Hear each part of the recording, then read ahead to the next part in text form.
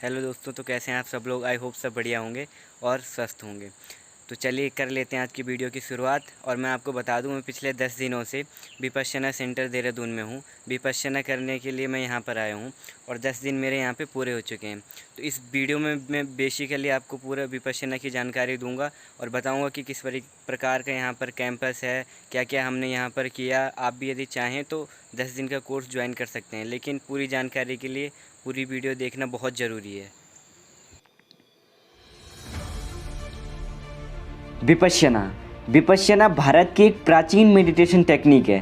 बीच में कई बार ये टेक्निक भारत से लुप्त हो गई थी। इस वजह से आज इस टेक्निक को बहुत से लोग भारत में नहीं मानते हैं, जबकि ये तो प्राचीन काल से भारत में ही विकसित हुई थी। हमारे ऋषि मुनि इस विद्या का उपयोग किया करते थे। भारत से ये विधि धीरे धीरे अन्य देशों तक पहुंची और अनेक देशों से ये विद्या विलुप्त भी होती गई। गौतम बुद्ध ने 2500 वर्ष पूर्व इस विद्या को फिर से पुनर्जीवित किया था। ये विद्या बर्मा देश म्यांमार ने सुरक्षित रखी। गुरु शिष्य परंपरा के साथ साथ गुरुजी सत्यनारायण गोयनका जी ने इस विधि को फिर से बर्मा देश से भारत में वापस लाया। अब भारत तथा अन्य देशों के लोग एस.एन. गोयनका जी के गाइडेंस में इस विधि का फ़ायदा उठा रहे हैं। एस.एन. गोयनका जी को सन 2012 में पद्म भूषण अवार्ड से भी नवाजा गया। एस.एन. गोयनका जी ने इस ध्यान विधि के शिविरों की शुरुआत भारत में 1969 में किया। इसका मुख्य कार्यालय विपश्यना इंटरनेशनल एकेडमी, धम्मगिरी, जिला नासिक, महाराष्ट्र है। विपश्यना संस्कृत भाषा का शब्द है और विपश्यना पाली भाषा का शब्द है। पश्यना का अर्थ होता है देखना और विपश्यना का अर्थ होता है चीज़ों को जैसी है उन्हें यथास्वरूप बिना बदले देखना। या हम कह सकते हैं it is a purification technique of mind, जो हमारे माइंड को प्योरीफाई करती है।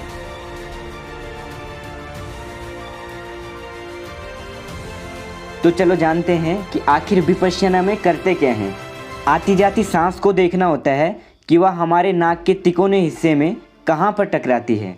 अपनी सहज स्वाभाविक सांस को देखते हुए आप सत्य की खोज में निकलते हैं। आप अपनी सांसों को समझते हैं और अपने शरीर में हो रही संवेदनाओं के प्रति सजग रहते हैं। संवेदना कैसी भी हो सकती है, सुखद संवेदना या दुखद संवेदना। आपको संवेदना के प्रति न तो राग यानी आसक्ति पैदा करनी है, न ही उसके प्रति द्वेष पैदा करना है। हमें तो बस उन्हें एक दृष्टा की भांति देखना है, महसूस करना है और इसके प्रति समता भाव बनाए रखना है। यहाँ रहकर आपको 3 दिन तक केवल आनापान का अभ्यास कराया जाता है। इससे आपकी फोकस क्षमता बढ़ जाती है। फिर आपको विपश्यना सिखाई जाती है। आपको बस अपने शरीर के ऊपरी हिस्से से नीचे तक शरीर में चल रही संवेदनाओं को महसूस करना होता है। जैसे जैसे आप संवेदनाओं को सजग रूप से महसूस करोगे तो आप पाओगे कि कुछ भी स्थायी नहीं है, सब अनित्य है। हर बार आपको अलग अलग संवेदना महसूस हो सकती है। इसके लिए न तो वहाँ आपको मंत्रोच्चारण करना है, ना ही कोई कर्मकांड करना है। आप किसी भी जाति, धर्म, संप्रदाय के हों, कोई फ़र्क नहीं पड़ता, क्योंकि यहाँ तो बस एक कानून चलता है। वह है कुदरत का कानून, वह है प्रकृति का कानून, जो हर इंसान पर एक समान रूप से लागू होता है, चाहे वह व्यक्ति कहीं भी रहता हो, किसी भी जाति धर्म का हो। अधिष्ठान, जो साधक वहाँ रहते हैं, साधक दृढ़ निश्चय करता है कि कम से कम 1 घंटे कमर सीधी करके बिना आंख पैर खोले, बिना हिले डुले यथा स्थिति में बैठकर वो ध्यान लगाएं। यहाँ पर दिन में 3 घंटे आपको अधिष्ठान में बैठना होता है, सुबह 8 से 9, दोपहर 2:30 से 3:30 और शाम को 6 से 7। चलिए जान लेते हैं कि रहने की व्यवस्था यहाँ पर किस प्रकार होती है। तो यहाँ पर पुरुष और महिलाओं के लिए अलग अलग रेजिडेंट की व्यवस्था की जाती है। किसी सेंटर में आपको अलग रूम मिल सकता है, अधिकतर सेंटर में आपको रूम शेयर करना पड़ सकता है। साधक को ध्यान रखना चाहिए कि वह कुछ ऐसी एक्टिविटी बिल्कुल ना करे जिससे कि अन्य साधक का ध्यान भंग हो। यहाँ पर आपको बिल्कुल शुद्ध सात्विक भोजन मिलेगा। साउथ इंडियन फूड भी आपको यहाँ पर मिलेगा, बिना लहसुन प्याज के मिलेगा। आपको दिन में केवल 2 बार ही भोजन करना होगा और शाम को आपको 5 बजे जलपान दिया जाता है। ऐसा इसलिए किया जाता है ताकि ये कीमती 10 दिन जो आपके हैं आप ज़्यादा से ज़्यादा साधना में समर्पण भाव से लगा पाओ। और जो पुराने साधक होता है उनके लिए शाम को केवल नींबू पानी की व्यवस्था की जाती है। चलिए जान लेते हैं कि 10 दिन में आखिर यहाँ पर होता क्या क्या है। तो पहले 3 दिनों में आपको केवल आनापान मेडिटेशन टेक्निक सिखाई जाती है, उसके बाद विपश्यना सिखाई जाती है। 7वें दिन जो नए साधक साधिकाएँ हैं वो शून्यागार यानी पगोड़ा में जा कर के ध्यान कर सकते हैं। और जो 10वां दिन होता है उस दिन को कहते हैं मैत्री दिवस, मेटा डे। इस दिन मंगल मैत्री का अभ्यास कराया जाता है।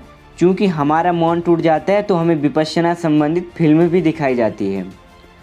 कई जेलों में भी कैदियों से विपश्यना ध्यान कराया जाता है। जयपुर जेल हो गया, और भारत की प्रथम महिला IPS अधिकारी किरण बेदी जी ने तिहाड़ जेल में कैदियों से विपश्यना कराई थी। आज भी तिहाड़ जेल में अलग से वार्ड इस मेडिटेशन टेक्निक के लिए बनाया गया है, जहां पर ये मेडिटेशन टेक्निक कैदियों को सिखाई जाती है। इसका उद्देश्य मात्र ये है कि किसी इंसान ने कुछ अपराध किया है, उसे उसकी सज़ा तो मिल रही है, लेकिन सज़ा काटकर वो वापस वो इंसान हमारे समाज के बीच आएगा तो एक अच्छा इंसान बनकर आए, ना कि पहले जैसा। तो चलिए जानते हैं कि यहाँ पर दिनचर्या किस प्रकार रहती है। तो सबसे पहले 4 बजे आपका जागरण हो जाएगा, ऑटो बेल वहाँ पर बज जाएगी। इसके साथ साथ जो धम्म सेवक होगा वो घंटियाँ बजाकर आपको जगाएंगे। 4:30 से 6:30 आपको ध्यान करना होता है। फिर 6:30 से 7:30 8 बजे तक आप विश्राम और नाश्ता करोगे। 8 से 9 फिर अधिष्ठान में बैठना होता है। फिर 9 से 11 बजे आपको ध्यान करना होता है। 11 बजे लंच हो जाता है। 1 बजे से 2 बजे तक फिर से सामूहिक ध्यान, और उसके बाद 2:30 से 3:30 अधिष्ठान में बैठना होता है। फिर 3:30 से 5 बजे तक ध्यान में बैठना होता है, और 5 बजे आपको जलपान दिया जाता है। जो पुराने साधक साधिकाएँ हैं वो नींबू पानी ले सकते हैं। फिर 6 से 7 बजे तक आपको अधिष्ठान में बैठना होता है। 7 से 8:30 बजे तक गुरुजी का प्रवचन चलता है। 8:30 से 9 बजे तक आपको फिर से मिनी ध्यान करना होता है। 9 बजे के बाद यदि आपका कोई प्रश्न आचार्य जी से हो तो आप आचार्य जी से पूछ सकते हैं, नहीं तो आप अपने कक्ष में जा कर के विश्राम कर सकते हैं।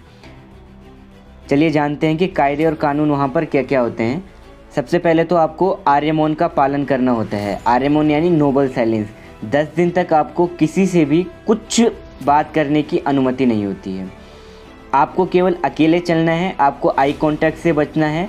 यदि आपको कुछ समस्या हो तो आपके लिए वहाँ पर धम्म सेवक हैं, आप धम्म सेवक को बता सकते हैं।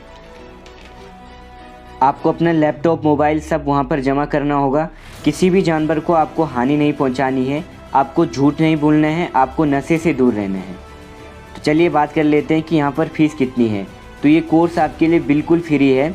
जो पुराने साधक साधिकाएँ हैं जिनको इस ध्यान विधि से कुछ फ़ायदा हुआ है वो अपनी इच्छानुसार दान करते हैं, और उसी से जितने भी मेडिटेशन सेंटर विपश्यना के हैं वो सब चलते हैं।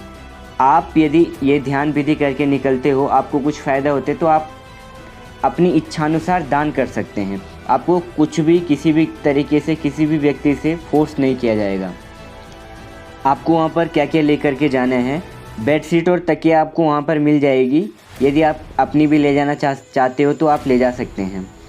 यदि हो सके तो आपको बारिश के मौसम में छाता ले जाना चाहिए, और टॉर्च साथ में आप रखें। आपको कोशिश करनी चाहिए कि जितनी भी खुशबूदार चीज़ें हैं इसका प्रयोग वहाँ पर बिल्कुल ना करें। आपको वहाँ पर किताब ले जाने की आवश्यकता नहीं है, डायरी पेन रखने की आवश्यकता नहीं है, और वैसे भी वहाँ पे आपको रखने नहीं दी जाएगी। और खाद्य सामग्री जितनी भी आपकी एक्स्ट्रा है इस सब को आप वहाँ लेकर के बिल्कुल भी ना जाएं। तो चलिए जानते हैं कि आखिर विपश्यना कौन कौन लोग कर सकते हैं। तो विपश्यना कोई भी कर सकता है। देश विदेश में इसके अनेक सेंटर है। आप किसी भी सेंटर से ये मेडिटेशन टेक्निक सीख सकते हो। हर मेडिटेशन सेंटर में एक ही तरीके से आपको ये टेक्निक सिखाई जाएगी। इसके लिए आपको ऑनलाइन पंजीकरण कराना होगा। बच्चों के लिए यहाँ पर अलग से 3 दिवसीय मेडिटेशन कोर्स है फ्री में। तो चलिए अब जानते हैं कि विपश्यना साधना के लाभ क्या है, और इसमें मैं अपने अनुभव भी शेयर आप तक करूँगा। हमारी सारी बीमारियों की जड़ हमारा मन है। इससे हमारी मन की व्याकुलता समाप्त होती है। हमारे कार्य करने की क्षमता और निर्णय लेने की क्षमता और अधिक प्रबल होती है। हम अपने इमोशन यानी भावनाओं पर नियंत्रण कर पाते हैं। इससे आप अपना गुस्सा, ईर्ष्या, जलन आदि सब समाप्त कर सकते हैं। आपकी मेमोरी तेज होती है, आपका फोकस बढ़ता है, आपके जीवन में सुख शांति आती है, आपका स्वास्थ्य अच्छा रहता है। मैं इस शिविर में सबसे युवा था। हमारे आचार्य थे मनोहर बापट जी, उनके साथ भी हमने ध्यान किया। सही मायने में मेरे लिए ये विपश्यना ध्यान विधि खुशियों की चाबी है, जिसने मुझे वर्तमान में जीना सिखाया। कहते हैं जो मरने की कला जानता है वही जीता है, और मरने की कला वही जान सकता है जो जीना सीख जाता है। यकीनन यह विधि इतनी आसान तो बिल्कुल नहीं है, इसे आसानी से बिल्कुल नहीं सीखा जा सकता, लेकिन सफल वही होता है जो कोशिश करता है। पहला कदम कोशिश है और दूसरा कंसिस्टेंसी यानी निरंतरता। निरंतरता से आप इसे सीख पाएंगे। एक स्टेज पर आपका मन शांत हो जाता है, और ये वह स्टेज है जब आपका मस्तिष्क बड़ा सा समंदर बन जाता है। वह समंदर जिसमें अपनी लहरें होती हैं। उसमें आप चाहें 100 बाल्टी पानी डाल लो या उससे 1000 बाल्टी पानी निकाल लो, समुद्र पर कोई प्रभाव नहीं पड़ता है, वो अपनी मस्ती में रहता है। तो चलिए औरों के भी अनुभव आप तक शेयर करते हैं। तो गाइस ये है मेरे नए दोस्त। What's your name? Sebastian? Sebastian. He is from Austria. Tell your experience of Vipassana. Vipassana. It was a beautiful experience for me. I've learned so much in the last 10 days. And I must say it's probably one of the best used 10 days in my life so far. So hopefully I can still keep practicing and everything, and will implement it into my life. And it gave me a lot of peace and calmness, and I've learned so much about myself and about my inner demons and everything, so I really recommend it to do it. Okay. And yes, Thank do you. it. And Thank you. how you feel at this place, Uttarakhand especially? At Uttarakhand especially. I'm here now for a bit more than 2 weeks, and I think it's a very calm place. It's very nice here. And yeah, I like the people, I like the food. Yes. So yeah, it's really nice. Okay, thank you so much for talking to me. तो अभी मेरे साथ है विपिन भैया। तो कैसा लगा आपको यहाँ पर वर्क करके? बहुत अच्छा लगा। आपका ये दूसरा शिविर है, हाँ, मेरा दूसरा। तो क्या एक्सपीरियंस है आपको? क्या आप लोगों को बताना चाहेंगे विपश्यना के बारे में? विपश्यना के बारे में मैं बोलूँगा कि आप उसको आकर और करके देखें। ठीक है, ये शब्दों में नहीं बता सकता कोई। ओके चलिए। जो भी एक्सपीरियंस है ना उसका, यस, वो करके पता चलेगा। ओके, मतलब आपको प्रैक्टिस करनी है तब जा कर के आपको पता चलेगा। चलिए, बहुत बहुत धन्यवाद बात करने के लिए। ये है धम्मा सलीला विपश्यना साधना केंद्र देहरादून का एंट्री गेट, और यहाँ के बाद हम अंदर प्रवेश करते हैं जैसे आप यहाँ पर पहले दिन आते हैं।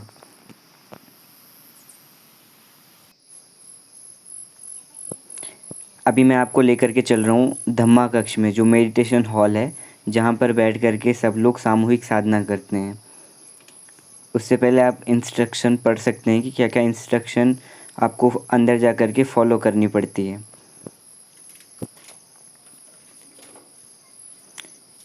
ये यहाँ पर नोटिस बोर्ड है, यहाँ पर भी पूरी सूचनाएं लगी रहती है। जो जो अंदर होता है उसके बारे में भी पूरी सूचनाएं यहाँ पर अंकित रहती है। और आप देख सकते हैं इन गद्दियों के ऊपर ही सामूहिक साधना में जब सुबह को आते हैं, सुबह से शाम तक इसी पर पूरा दिन गुजरता है।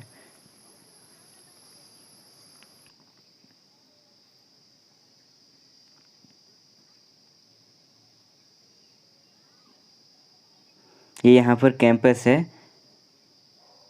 और ये वे ऑफ पगोड़ा। यहाँ से शून्यागार में जब हमें जाना होता है तो यहाँ से ऊपर जाते हैं। तो अभी लेकर के जा रहा हूँ आपको शून्यागार में। यहाँ पर बिल्कुल आपको पूरे एरिया में शांति मिलेगी, क्योंकि यहाँ पर कोई भी आता है तो नोबल साइलेंस का वो पालन करता है। ये यहाँ पर आचार्य निवास कक्ष है, यहाँ पर आचार्य जी रहते हैं। और जो हमारा शून्यागार है वो ये है, जो आपको अभी दिख रहा होगा। ये है शून्यागार के लिए एंट्री पॉइंट, लेकिन उससे पहले हमें यहाँ पर जो इंस्ट्रक्शन है वो हमें पढ़ना ज़रूरी है। तो चलो अंदर पहुंच चुके हैं। अब देखते हैं क्या क्या यहाँ पर है, शून्यागार कैसे होता है।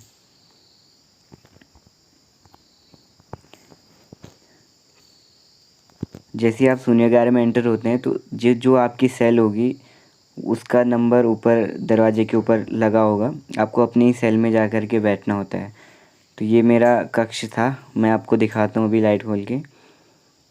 ये देखो इस तरीके से बिल्कुल कोई भी यहाँ पर आपको डिस्टर्ब करने वाला नहीं है। और पगोडास के अंदर आप देख सकते हैं इस तरीके से एक होल होता है जहाँ से रोशनी आती है। यदि आपको सांस संबंधी कुछ बीमारी है तो आप पगोड़ा में ना जा कर के सामूहिक साधना जहाँ पर होती है वहीं पर आप ध्यान कर सकते हैं। चलो और शून्यागार भी आपको दिखाते हैं।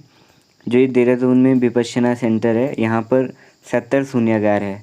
70 साधक एक समय में शून्यागार में जा कर के बैठ कर के ध्यान कर सकते हैं। तो ये देखो कितना लंबा ये है। एक दूसरा कक्षा आपको दिखाते हैं, इसमें ठीक सामने से होल है।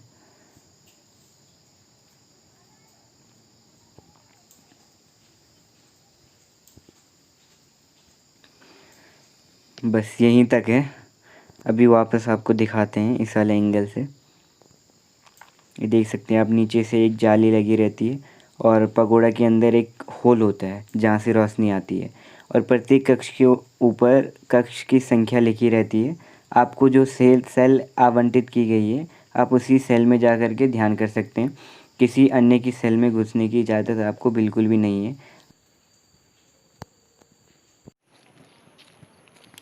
तो यह है मेल रेजिडेंस।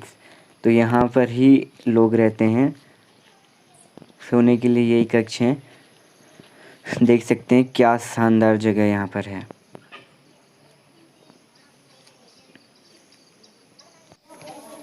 हर एक बिल्डिंग के पास में ये आप देख सकते हैं, ये नोटिस बोर्ड लगा रहता है जिसमें पूरा जो यहाँ पर दिनचर्या होता है, शेड्यूल होते हैं, पूरा शेड्यूल भी वहाँ पर रहता है। और इसके अलावा जो इंस्ट्रक्शन है, इम्पोर्टेंट इंस्ट्रक्शन, वो सब वहाँ पर रहता है।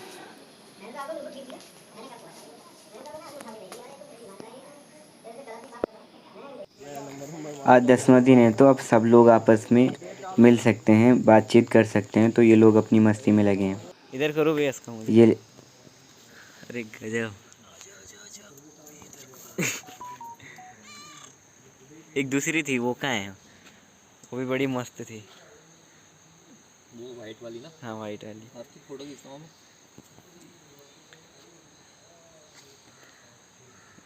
टांगों के बीच से निकल रही। टांगों के बीच से निकला बिल्ला।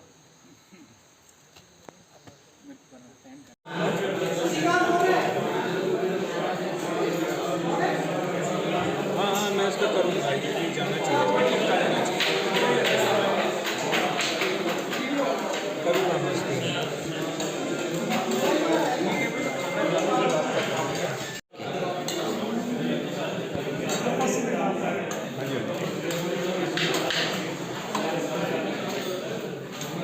एक सेकेंड। अच्छा घर में भेज रहे हो क्या?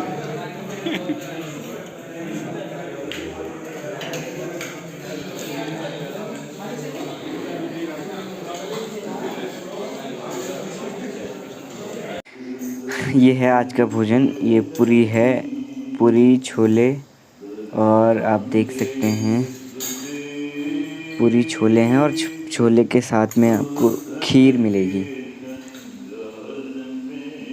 ये यहाँ पर यहीं पे बैठ कर के सब लोग भोजन करते हैं और अपने जो बर्तन हैं वो बर्तन भी इसी के बगल में जा कर के धोते हैं। ये है थाली लास्ट दिन की। तो ये रास्ता जाता है नदी के लिए। नदी में मैं आपको अभी लेकर के जा रहा हूँ और देखना कितनी शानदार ये जगह है। और नदी के पार जो है वो संतला देवी मंदिर भी वहाँ पर है। और इसके अलावा ये जो विलेज है ये जनतन वाला विलेज है। ये नीचे से मैं भी आपको, ये जो धम्मा सलीला का कैंपस है ये यहाँ से कुछ इस प्रकार ऊपर के लिए दिखता है। ये यहाँ पर नदी है, ये देख रहे हो आप। ये यहाँ से मसूरी भी दिखाई देता है। शानदार ये लोकेशन है। यदि आप देहरादून से यहाँ पर आते हो तो देहरादून से आपको पहले आना होगा गढ़ी चौक तक। गढ़ी चौक से आप होते हुए आओगे क्योंकि ये कैंट एरिया है, आर्मी का ये क्षेत्र है। तो यदि आप टू व्हीलर में यहाँ पर आओगे तो यदि आप किसी के साथ आ रहे हो तो डबल हेलमेट यहाँ पर बहुत ज़रूरी है। अगर आप डबल हेलमेट आपका नहीं पहन रखा है तो एक को नीचे उतरना पड़ेगा, पैदल यहाँ तक आना पड़ेगा। इसलिए आप यदि बाइक पे आ रहे हैं तो कृपया दोनों हेलमेट आप ले कर के आएँ। आप ये नदी की साउंड सुन सकते हैं, बहुत सुकून देने वाली है। आज 10 दिन बाद यहाँ पर बैठे हैं तो काफ़ी शांति यहाँ पर महसूस हो रही है। ये कुछ मेमोरेबल फ़ोटोग्राफ्स हैं जो आपको देख रहे होंगे। ये सब यहाँ पर विपश्यना के लिए आए थे। तो अभी शिविर पूरी तरीके से समाप्त हो चुका है। आज यहाँ से सब लोग जाएंगे। सुबह को इस शिविर की समाप्ति हो गई है। तो आई होप कि ये वीडियो आपको अच्छी लगी हो।